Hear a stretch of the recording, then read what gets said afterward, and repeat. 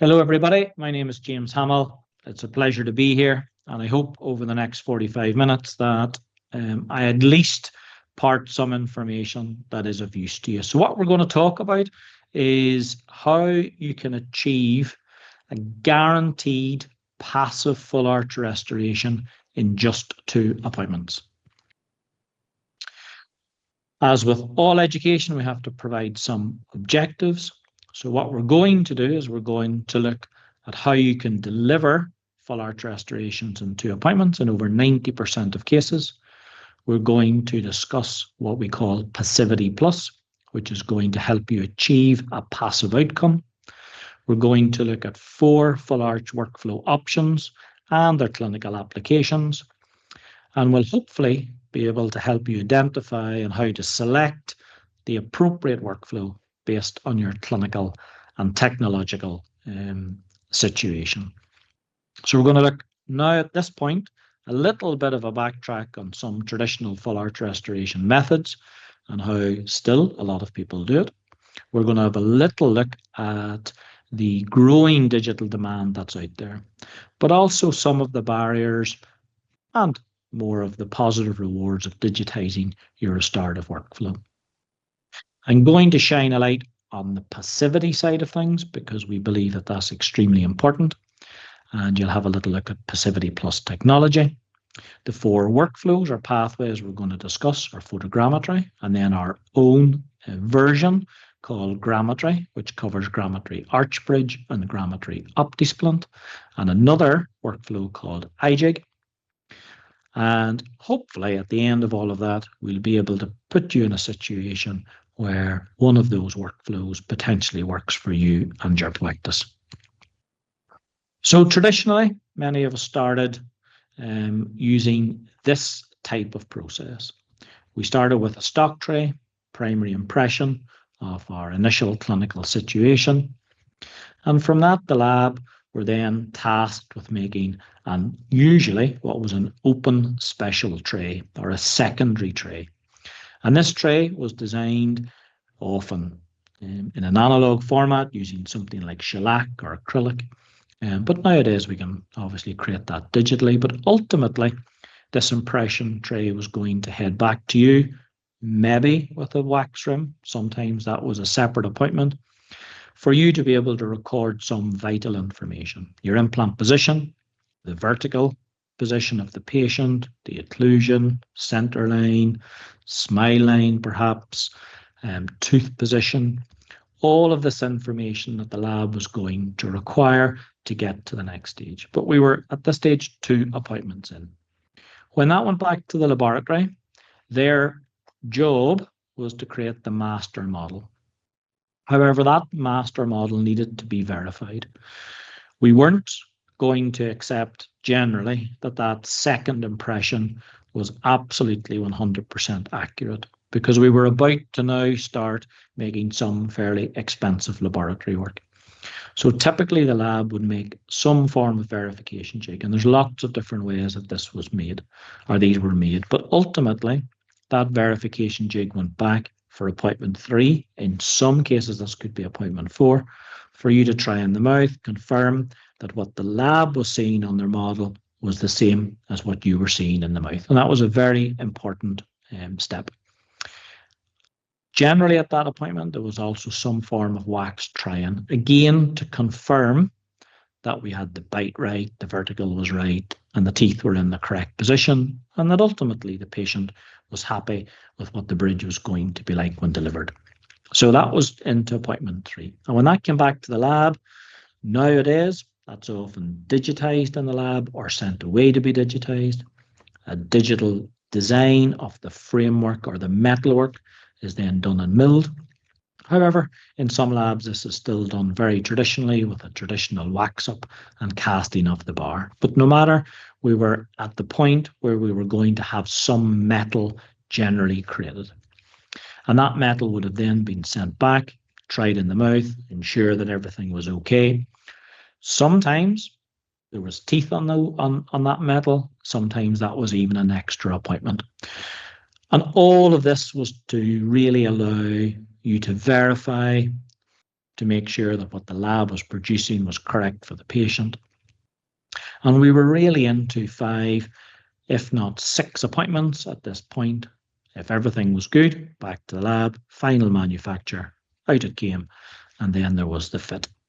And overall, this added up to quite a significant amount of chairside time, the most valuable resource that you have in practice. More shipments, more potentially adjustments. And overall, if you looked at this, for a single arch, this could take anything up to 5 hours. And when we look at it, that's a reasonably inefficient way to work, especially with the digital technology that's available. And there's a huge amount of interest in digital workflows out there. And many dentists are sitting on the fence. They're a little bit nervous about moving forward. And hopefully part of this presentation will maybe answer some of those questions that some of you may have. But why are dentists and why are practices looking at the digital workflow arch? Well, a lot of it's to do with the clinical side, where we want to have fewer appointments. That obviously leads to a more efficient process.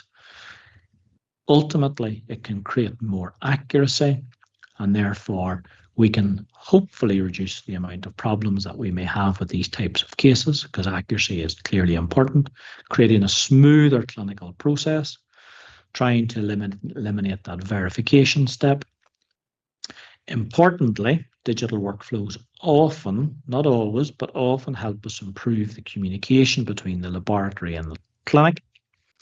And there are improved manufacturing options available now to the labs to give us increased precision and ultimately better results.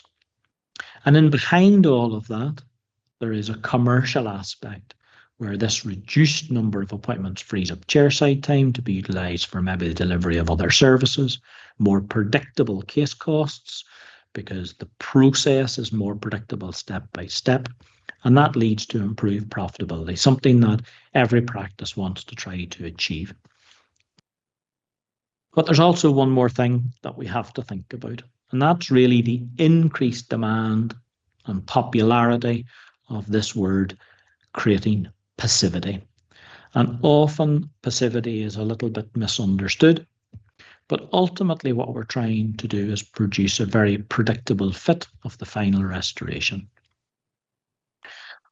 I would say, and certainly many of my colleagues who have been involved in this work for some time, passivity was something that we relied on the lab to try to achieve. And often we assumed that that was what was happening. And we probably didn't feel that we had a huge amount of control over it. But passivity is extremely important. And as somebody or as a clinician has to make a decision here, whether they're going to enter into a digital workflow or not, sometimes the hesitation can creep in. And this can be difficult for some people to really try to manage all of that information. And so there are 3 main areas I think that we need to look at. We need to look at some of the questions around the clinical uncertainty, some of the questions around commercial aspect of it, but also who you choose as your lab partner in this digital world is also extremely vital. And all of these things add up to how good the end result is going to be. So from a clinical point of view, sometimes there's a confusion simply in the terminology that we use. What does it all mean and how relevant is it to you in your practice or for your patients? And I like to think that we might be able to cover some of those things as we go through the next few minutes. Data is critically important. In the digital ecosystem, the accuracy of the data at the start is critical. How we get off the runway is probably the most important part of the process. Just because we're sending in digital data to a dental laboratory, it doesn't mean that that can be manipulated if it's poor. If it's poor data, it's poor data. And therefore the starting point and the end result is going to be affected. So accuracy of data or records is absolutely critical, just like it is in the analog world. We've got lots of talk about microns. And I think some of the confusion here is that there's a natural presumption from many dentists that the accuracy they create at the initial record, whenever they use a certain scanner or photogrammetry, is going to be translated through the entire process. That's not the case. There are lots of steps that have to go that a full ArchBridge goes through. So it goes through CAD, it goes through the CAM side, where strategy of the milling machine is important. Then you've got the practical aspect of milling. So for example, if a milling machine is being used with worn tools, that is going to affect the accuracy of the final bridge. Even the temperature of the room that the milling machine is kept in and the humidity will affect the accuracy of the milling. And so then it goes to sintering and it goes to manual handling. All of these things will have an impact, maybe positive, also potentially negative. And so the accuracy can deplete across that workflow. So it is important to understand that. There is also potentially a trust issue. So for dentists to be able to move from one workflow to another, they have to trust it. But one of the common things is whether or not AMUAs should be trusted. And we have these conversations on a regular basis with dentists who have had maybe bad experiences with AMUAs. Screw loosening, screw breakage are probably the two most common ones. And the other one is debonding of tie bases. I would argue that in a lot of those situations, that is due to a lack of passivity in the restoration and an inaccuracy of the record. And perhaps we need to look at that rather than being a negative, it's potentially a positive in that the system has failed at one of its weakest links. And that is a warning for us that we maybe need to go back a step or two to start to figure out why. Skills of not only the dentist who's providing the information, but their team can also be a source of worry in that, am I good enough? Am I able to take these records? Am I better not just sticking to what I know? And that's sometimes a question that needs to be answered. And that's where the support that is required for these types of workflows is so important. So the education and the training. And then we've got questions around materials. Should we have monolithic zirconia? Should we put a tie bar in it? Should we use castable, milled? Should it be acrylic? Should it be PMMA? The list goes on. So we need to make sure that we have trust or a fundamental belief in the materials that we're using. And quite often the failure of the materials is down to a lack of planning, so a lack of restorative space, but also take you back to the fact that quite often it's also due to a lack of passivity with the frameworks and the restorations that were fitted. And so the stress builds in and the material fails. So in terms of the commercial uncertainty, many practices are at this stage thinking about, do they invest in a digital process? Do we have to buy a photogrammetry machine? Do we buy a horizontal scan body kit? And some of that creates barriers to people actually making the decisions. And so we're concerned about the digital cycle. So what's the ongoing cost? We all know that often entering into these things, that there is going to be maybe perhaps an annual cost. Is there a software cost? What about the hardware, laptops and computers, etc.? All of these things can create unknown costs per case. And quite often it's trying to keep that as simple as we possibly can. Becomes the most cost-effective way to enter into these workflows. So we want to have some form of return on our investment. And then finally is your lab partner. So how good is your lab or how experienced is your lab at managing these data sets? Because it's a very different world in the laboratory from the analog world. And the CAD abilities, so how this data is taken and stitched together. So all of these workflows are a series of files, and how these files are handled within the software is a big part of how good the end result is going to be. So it's okay to question the CAD abilities of the laboratory that you're sending the work to. As well as that, we also have to think about the CAM abilities. So what are the strategies? How good is the lab at producing this work in a predictable manner? How much manual handling is done? and how well serviced are the machines, how well are the machines looked after. All of these things will have effects. So that really creates sometimes a situation where moving out of our comfort zone as dentists can be a little bit challenging, especially if it happens without training support or the clarity around each of the various options that are available. So what we've done is we've taken all of that information, so all of the things that are out there in the market, and we've tried to distill it down into, I suppose, a bite-sized amount of information that can help you maybe make this jump to looking at doing these 2 appointment workflows. And here are the 4 main pathways. We've got photogrammetry on the left, typically looked at as being the gold standard, but perhaps it has got an expensive barrier. So the barrier to getting started is often cost. So maybe you need to have some volume of work there. Maybe if you're doing 1 or 2 cases a month, it becomes a big barrier to entry is the cost. And really thinking about that, we've brought to the market a product called Grammetry, which is a scan body based system, but you only need to use your iOS. And with your iOS and either ArchBridge, which is a horizontal scan body, or Optisplint, which is a scan body which can be luted together as a verification jig, that combined with your iOS, you can achieve the same accuracy of the end result as you can do with photogrammetry. And then you've got iJig, which is slightly more of an analog. It still has a digital starting point, but this is a sectioned try-in that is sent out to you where you lute it together, and you do that as a manual verification check in the mouth prior to sending that back into the laboratory.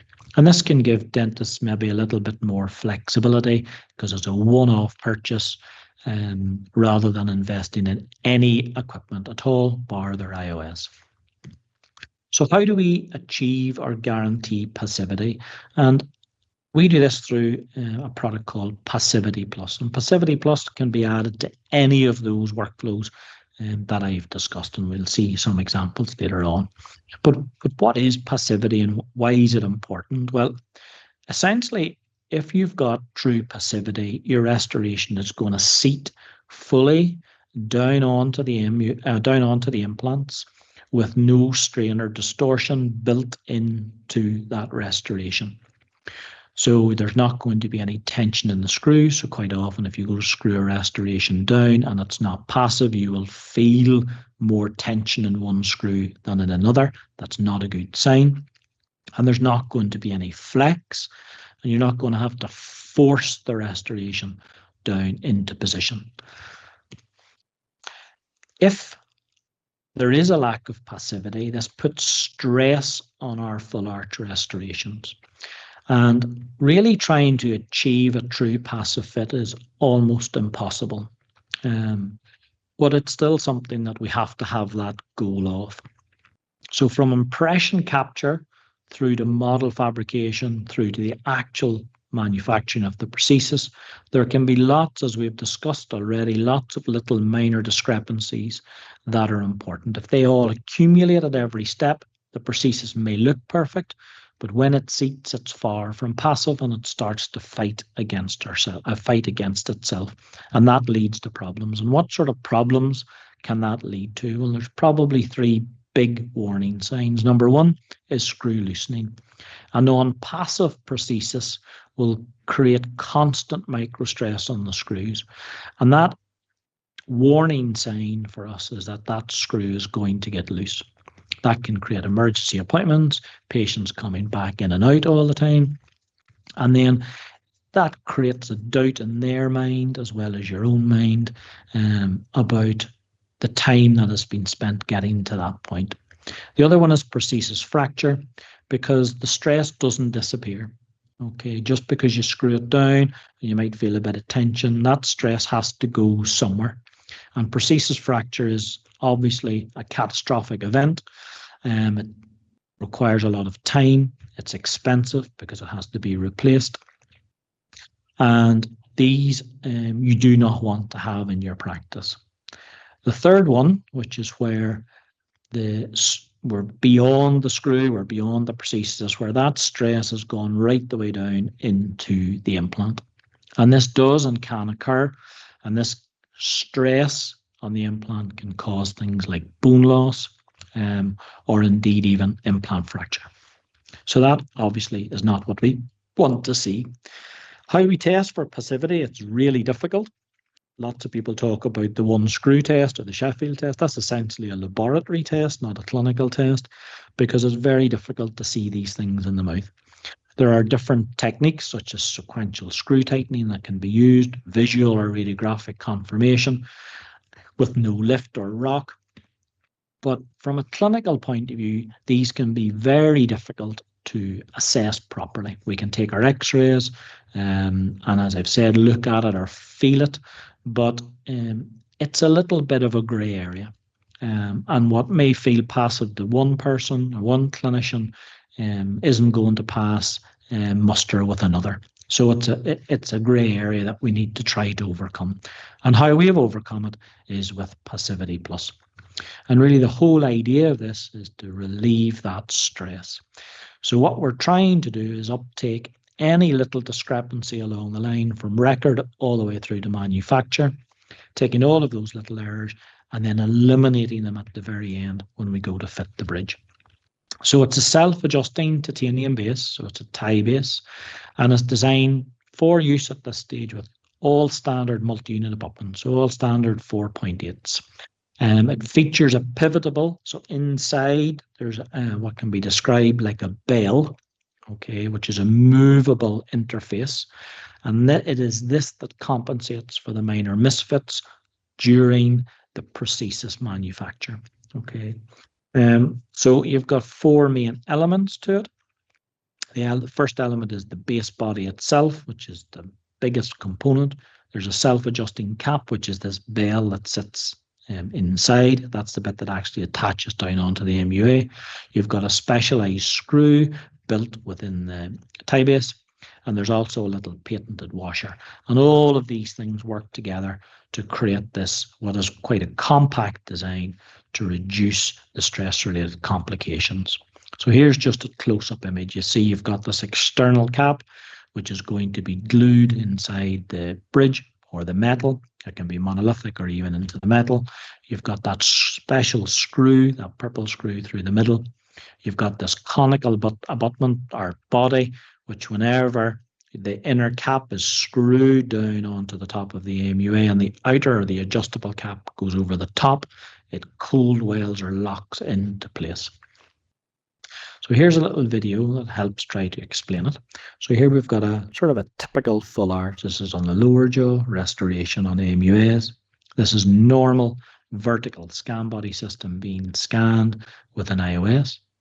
That information then is going to go to the lab. Now we know that vertical scan bodies with normal iOS is not particularly accurate in full arch work, so we already know that there's going to be a discrepancy.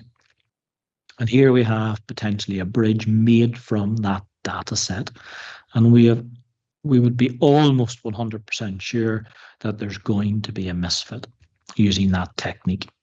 And you can see here how the tie base is sitting up off the MUA, and that whenever the prosthesis is screwed in creates that tension, and that can lead, as we've already said, to fracture or even worse, potentially implant failure.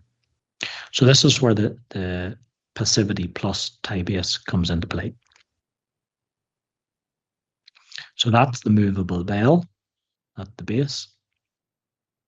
Okay, and you can see how that's the screw will take up any discrepancy as you screw it down, and that's through the ability of the little washer that sits within the tie base. So here the bridge is going on, and here we're going to screw the bridge down, and you'll see the bell is movable. And remember, once it's locked down into position, it cold wells inside. It's not something that obviously keeps moving. So this allows, so the clinical benefits allows for micro adjustment during the seating and locks in that stability at the final torque, reducing the stress on the implants, which is really what we're trying to do. There's a certain seating sequence You've got initial engagement when you go to fit, where it's just the hand turn of 2 to 3 turns probably per screw just to engage the threads in the MUA. And then once that's done, you have to allow that self-adjustment to start take effect. And you just go progressive tightening around the arch in a cross pattern, just to gently and gradually tighten all the screws until everything is fully seated, and then you're going to torque to 25 Newton centimeters. And that's how you fit it. And this is essentially what it looks like. This is a monolithic bridge, Zirconia bridge, which has the Passivity Plus tie base already in position. And this is, if it's done with ArchBridge, can be a totally digital workflow, no model created during the process. And this is an example of a case where this particular lady had a full arch reconstruction done on the lower arch and had failing implants on the upper. And through a guided process, these implants were replaced. The patient was in a temporary bridge. And this, you'll be able to see, this is actually a tie or a tie bar with a monolithic sleeve. With this case, has also got pterygoid implants. And we know trying to get a true passive restoration all the way back to pterygoids is extremely difficult. And this is probably a real advantage of Passivity Plus for these types of cases. So let's have a look at the 4 pathways. Each pathway has got 2 workflows depending on your starting point. So the 2 most common ways are that the patient already has a temporary bridge in place or a temporary denture, and we'll look at both. So the first thing to communicate with the lab is through photographs. And we ask for 6 basic photographs: a full face smile, a full face exaggerated smile, a full face profile, and then with a center attracted in occlusion, and then a left and right in occlusion. You can send us some more photographs if you wish, but those 6 are critically important for us helping to start the process of the design of the try-on, or of the bridge, indeed the final bridge. So the photographs are very important. And if this patient is wearing a lower temporary bridge, so we're going to do our initial IOS scans, which are the opposing, in this case the upper. We're going to also scan the bridge in position in the lower, just here. And then we're going to scan the bite. Okay, so those 3 initial scans are essential. Okay, so we've got the opposing, the temporary bridge in place, and the occlusion. We're then going to move to an extra oral scan. The bridge is now going to be removed. Okay, and into the base of that bridge, we're going to put some form of reverse scan body or a scan analog, depending on what system you're using. If it's Optisplint, these come with the Optisplint kit, but we want to have a 60 scan of the bridge. Remember, what's going to happen in the laboratory are all of these data sets are going to be taken and layered together. So we need to have some form of reference to be able to do that. Okay, so that's that scan. Our next scan is going to, ideally, this is taken with the MUA caps in place. So the MUA of the system that you've used. And this helps the scanner capture the information. Okay, so that's our next scan. So soft tissue off the MUAs with the MUA caps in place. And then you've got your scan body scan, and that's obviously dependent on what option you choose, whether it's Photogrammetry, Optisplint, ArchBridge, or iJig. If it's Photogrammetry, you're going to use the dominoes or the particular scan body of that particular photogrammetry system. It's very important to make sure that these scan bodies, there's no mobility, that they're not damaged, that they are able and they're appropriate to be used, because these dominoes do wear over time, and that obviously is going to add in an inaccuracy to the process. If you're using the Grammetry ArchBridge kit, then you're going, and you can see, sorry, that this has got a total of 10 scan bodies, all of different shapes and sizes.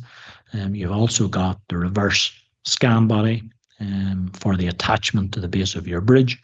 And you've got your screwdriver and vortex screws to be able to attach these scan bodies to the MUAs. A bit like the Passivity Plus tie base, these are for standard 4.8 MUAs. Okay, so you're going to place each ArchBridge scan body on an MUA in the mouth. You're going to tighten it using the vortex screw down to 10 Newton centimeters. And ideally, you want the scan bodies to be very close but not touching.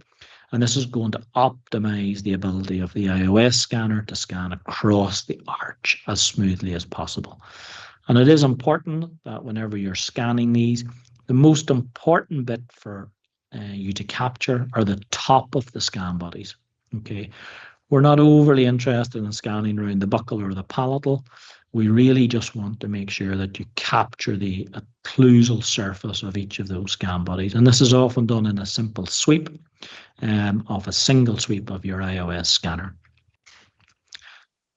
And this is roughly what it's going to look like. So you want to have hopefully a nice clear image. If you use Optisplint, so that's photogrammetry, so you're going to use the scan bodies of photogrammetry. If it's ArchBridge, you use the scan bodies within that kit. Your third option is Optisplint. Optisplint comes in a box with everything that you need within it. You're going to have these single-use scan bodies, which again are screwed onto the MUAs using the screw that's in the kit. That's very important. And then you've got a honeycomb framework, which you then lute into place to the scan bodies. This acts then like your verification jig. Okay. Ideally, once this is all luted in the mouth, this is then removed and scanned extraorally. We find that that works best, or indeed even posted back to the laboratory for them to lab scan it. Lab scanning is going to be more accurate than scanning it with your iOS scanner. Okay, so what we're able to do with Optisplint is we're able to create that very accurate record. You have a manual or an analog verification process, which again, we go back to the comfort element, that some people like the comfort of that because they've checked it themselves in the mouth. And the lovely thing about Optisplint is that you can have various restorative options. You can have Passivity Plus. You could potentially even go direct to MUA. It is accurate enough for us to do that. So Optisplint is a really good option. The final option, option is iJig. iJig is where we're going to create a sectioned verification jig. If you're doing this iJig workflow, all we need you to use is the normal MUA scan bodies of the implant system that you're using. These are generally vertical scan bodies.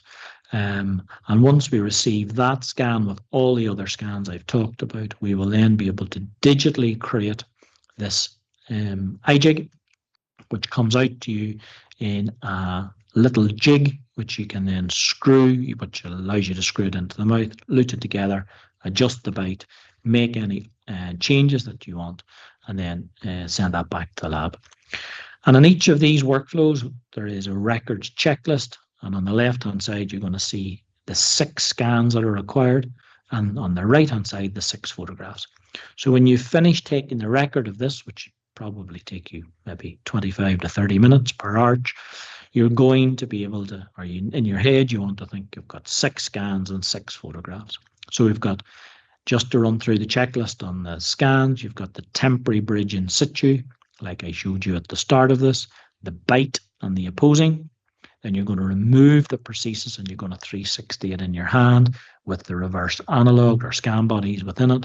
You've got a scan body scan in the mouth, either your photogrammetry, your Grammetry Optisplint, or your Grammetry ArchBridge, or your normal vertical scan bodies, and then follow the iJig pathway. And your last scan is the soft tissue with the MUA caps in place. It's very important that we receive all of these scans, because if you think back to what I've said, that allows us to accurately stitch each of these data sets within the software. Missing scans will have an effect on what we can do in the laboratory. The second workflow is the temporary denture workflow. So again, we're going to follow each of the pathways. The photographs are exactly the same. Okay, so there's no difference there.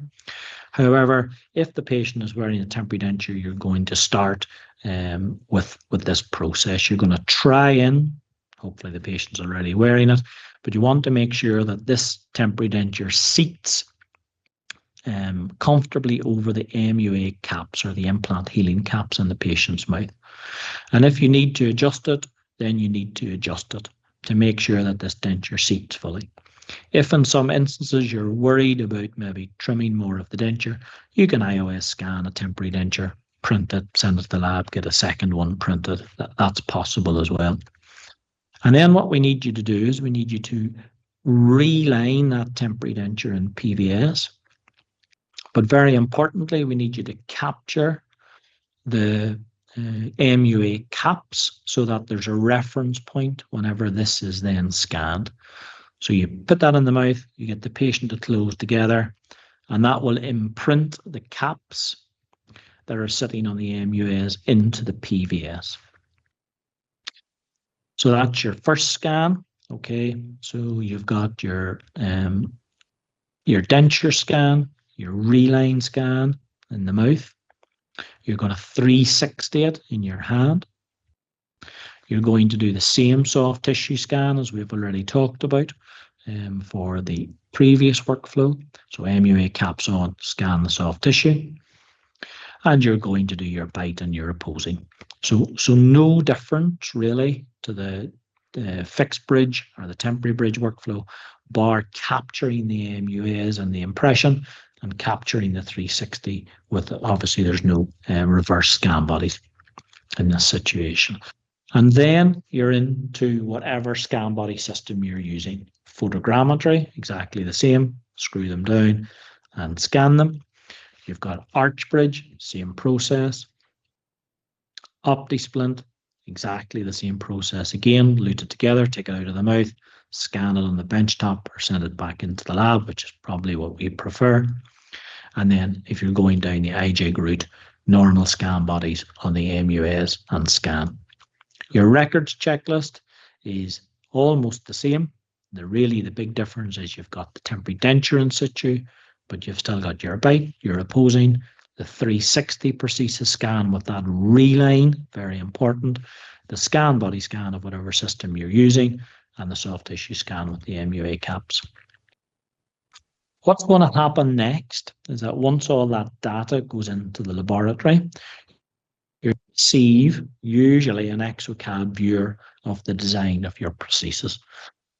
And this comes on a very simple web link. You can watch it on your phone or on your laptop or your desktop.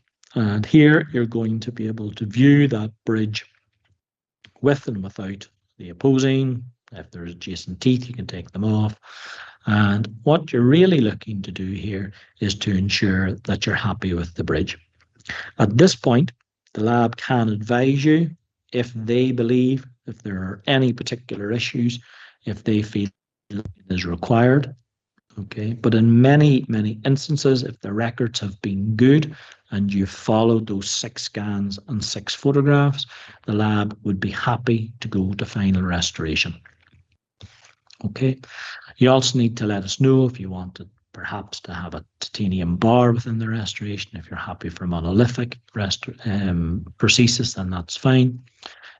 But it's a really good way of communicating with you what this design is going to be like.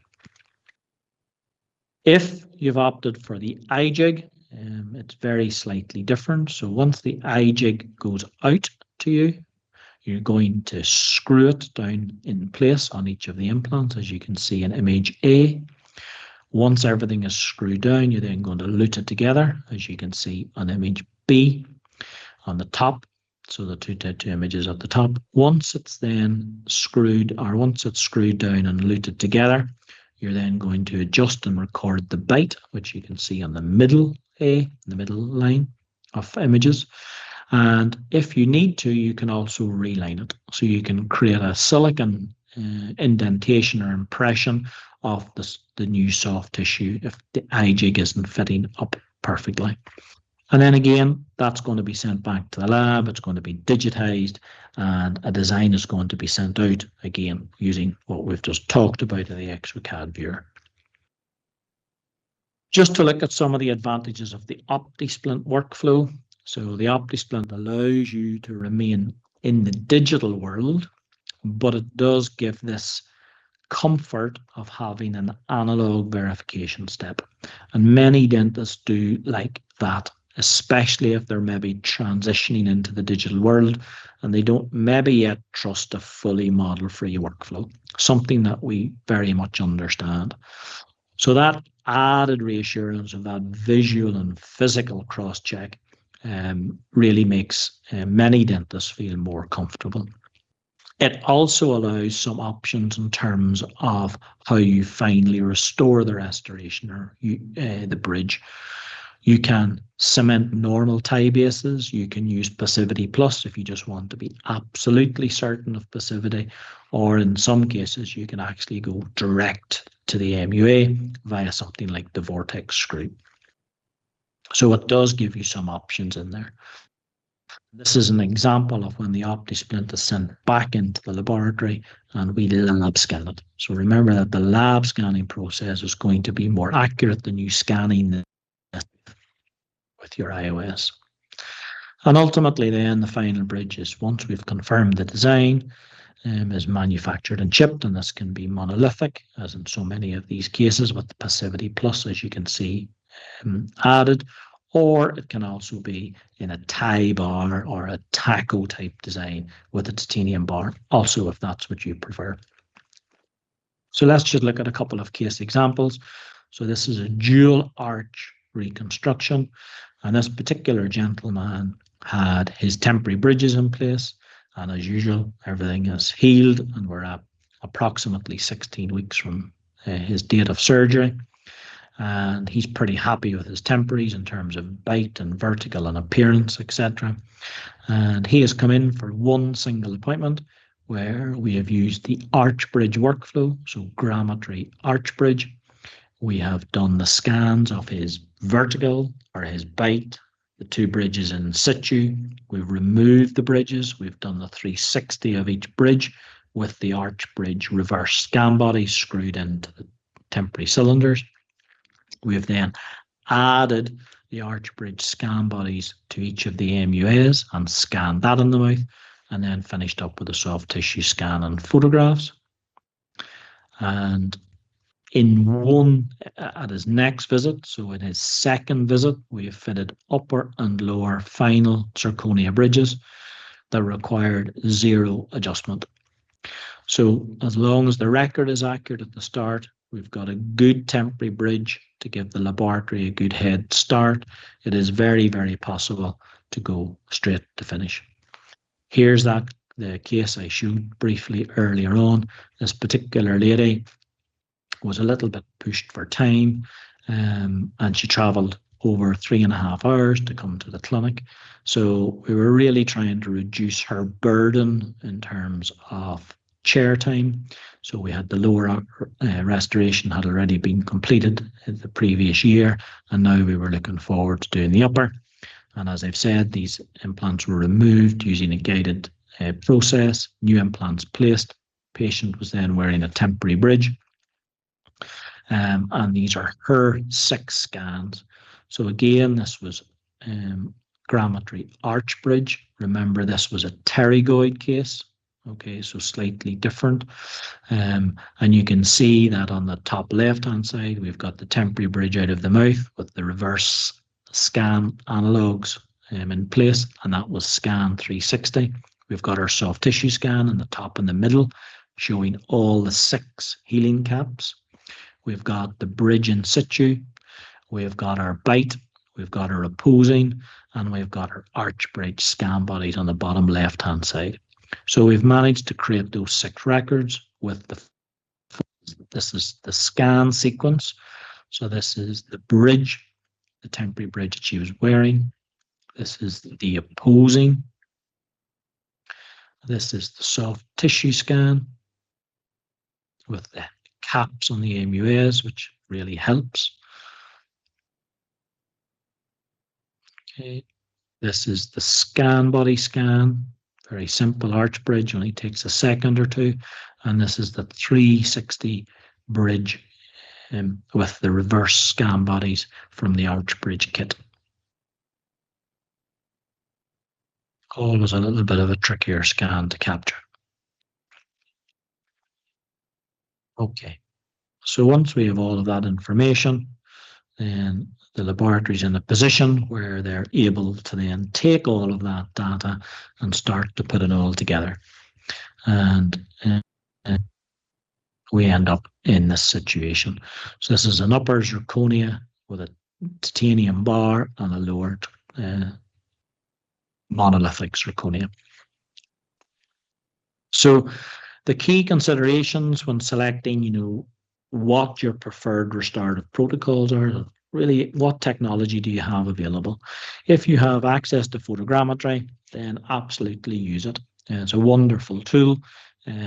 But as I've said, there are some barriers to entry. But most of us have an iOS system available. And if you have an iOS system, that opens up 3 more workflows for you. There are also some clinical requirements to think about. What type of interface do you want? Do you want to go direct to MUA? Do you want to use a tie-based interface, be that a standard tie-based or a Passivity Plus tie-based? And also whether you would like to think about potentially going direct to fixture. If you have to go direct to fixture, you're limited really to the iJig workflow. The other ones are all related to MUA solutions. And then you've got that commercial viability. What are your case volumes like? How much do you want to invest? Where are you digitally? Are you ready to take a step into the digital world and maybe build that trust in the process? We've created a little table to help with that selection process, which is available online. And this is just going to go through, again, the technology required, the type of scan body, whether it can go direct, what type of interface you're going to use, whether you want to include a bar, all of these things, and some of the equipment that's required. And our turnaround times to appointment workflow, which is really where a lot of these cases can sit. You're looking at a 15-day turnaround from the initial information coming into the final. 3 appointment workflow, remember you're going to add another visit. So you've got 10 working days to go to the try-in and then another 10 days to go to final. And the iJig workflow, again, you're looking at another appointment. So 15 working days to create the iJig, so the design, the sectioned verification jig that comes out to you, and then another 10 working days to go either to try-in or to final. So the benefits of all of this for full arch, number 1, there is massive savings to be done in terms of appointment time. This is better for you, your clinic, and also for your patients. And as long as you are diligent in terms of the records that you take at the start, that you follow the checklists, that you understand the process that you're following, then you really can, in many, many, many of these cases, do this very quickly in 2 appointments. The guaranteed passivity through Passivity Plus is a real winner. If you're nervous about ensuring that you've got passivity, this just takes away some of that worry, and it can be fitted to any of the pathways that I've discussed.